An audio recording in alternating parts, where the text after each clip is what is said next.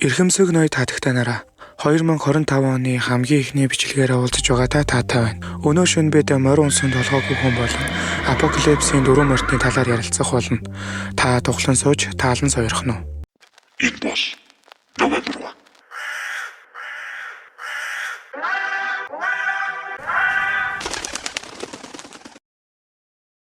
Нойрсож буй хүндий чимээгүй толгойтой учир битүүлэг зүйлсээр дүүрэн.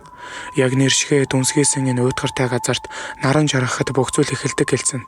Амьдрах хоногийнхон тоо хэдийнэ гүйцэж дуулууртайг их чинь авсандаа орсон аимшиггүй тайчны хохмой толгойг хин нэгэн хулгааснаас болоод шөнө болгон бууснасаа гарч ирэн хохмой толгойгоо хаан бусдын толгойг завчиж авсандаа авч ордог жихүүдэс дөрүүлэм нэгэн байдаг гин.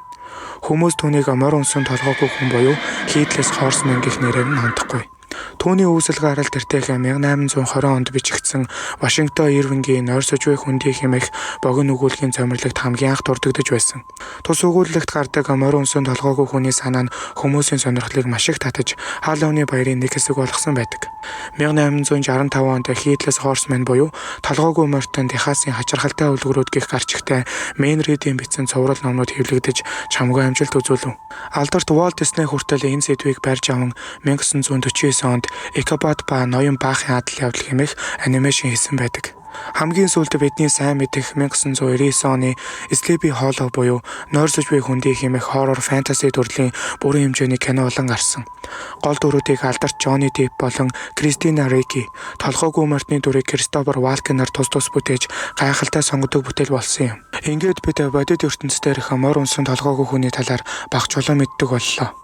Харин одоо бид Библийн шинэ гэрээнд бичигдсэн апокалипсийн дөрвөн мортны талаар ярилцах хэрэгтэй. Юун дөрөнд Христийн шашны ойлголт тун нэмгэн учраас ерөнхий ойлголтыг өгүүлэх болно. Уучлж өршөөнө. Библи нь Христийн шашинд итгэгчдийн хувьд Тэнгэр бурхны хүн төрлөختөнд дамжуулан үлдээсэн үг бүхий судар юм. Библиэд шинэ гэрээ ба хуучин гэрээгийн хоёр ойлголт байдаг.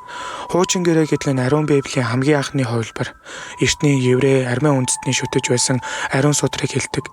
Тэр битгий хэл исламын шашинтнууд хүртэл хуучин гэрээг өөрсдийн бурхтын хэлсэн үг гэж итгэдэг байсан. Еврей үндэстний тэрслүү зан үүнд саадулсан гэж үздэг. Харин шинэ гэрээ гэдэг нь манай эртний 50-аас 96 онд бичигдсэн Есүс Христийн амьдрал, үхэл, дахин амьлсан талаар болон түүний сургаалыг агуулсан судар бичиг гэж ойлгож болно. Шинэ гэрээ нь хуучин гэрээг бодвол харьцангуй хурдан буюу 100-ны турш бичигдсэн гэж үздэг. Апокалипсийн дөрвөн мортон. Хуучин гэрээнд ердөө нэг мортны талаар дурддаг.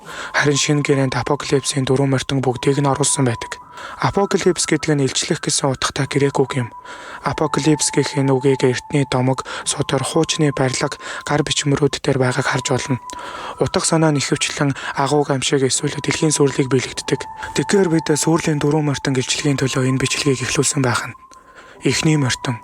Цагаан морь унаж ном барьдаг, байлдан дагуулах шинжтэй. Зарим эрдэмтэд энэ мортонг Христ эсвэл Антихристийг төлөөлдөг гэж үздэг. Удаах мортон. Улаан морь унаж дайн дулаан цус урсгын бэлэгдэл бүхий аврах том сэлэм агссан байдаг. 3 дахь мортон. Хар морь унаж өнөө худлын жинлүүрийг нэг гартаа барьсан байдаг. Үүгээрээ тахал болон өсвөлөнг бэлэгддэг. 4 дахь мортон. Цайвар морь унаж хадуур барьсан байдаг. Түүнийг үхэлгэн. Дэлхий хэмээх энэ гаргийн одоогийн эзэн суугаа төрөл зүйл нь хүн төрлөختөн буюу бид нар юм. Хүн төрлөختөн мөхөх төхөж байгааг сүрлийн дөрвөн мортны эрхшээх хүч чадлууд илтгэн. Эхний мортон бол итгэл үнэмшил. Хүн гээжийн амьтан итгэл үнэмшлээ алдсан тэр мөчөөс хойш амьдрал гээжийн гайхамшигтай зүйл там мэд санагдаж эхэлдэг. Итгэл үнэмшлээ алдсан хүний нүд хамгийн хоосон бөгөөд хамгийн хүйтэн байдаг. 2 дахь мортон. Дайн тулаан. Уур хилэн эрүүл ухааныг самууруулж харах орчин хязгаарлана. Та ганцхан боцолж буй цус өхөж буй амьдралыг л олж харна. Өшөө хорсол уур хилэн улам бүр цогшоож ноцох ал руу түлхэнэ. 3 дахь мортон. Өвчин тахал болон өсвөлэн. Тахал гэж энэ аимшигтай зүйлийн хор уршгийг байгаль хүртэл мэддэг. Тиймээс хоттой хонь руу ховдогч хон явуулж өвчин тэсэн малыг голомтоор нь хядна. Ингэж байж тахал гарахгүй намждаг бөгөөд амийг ямар солилцох тэнцэтгэлийн солилцоо явагддаг.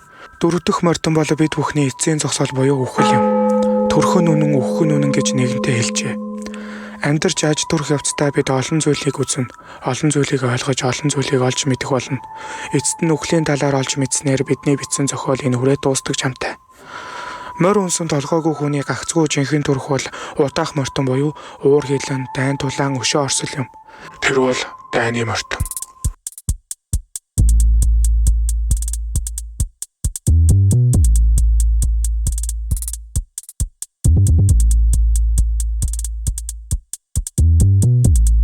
Энэ үрдэл үзсэн танд маш их баярлалаа. Хэрвээ танд манай бичлэг таалагдсан бол лайк болон subscribe дараарай. Бичлэгний хугацаа нэлээд богинохон байгаа. Үүнд үнэхээр уучлаарай. Энэ асуудал дараа дараагийн бичлэгэн дээр засагдах болно гэдгийг амлаж байна.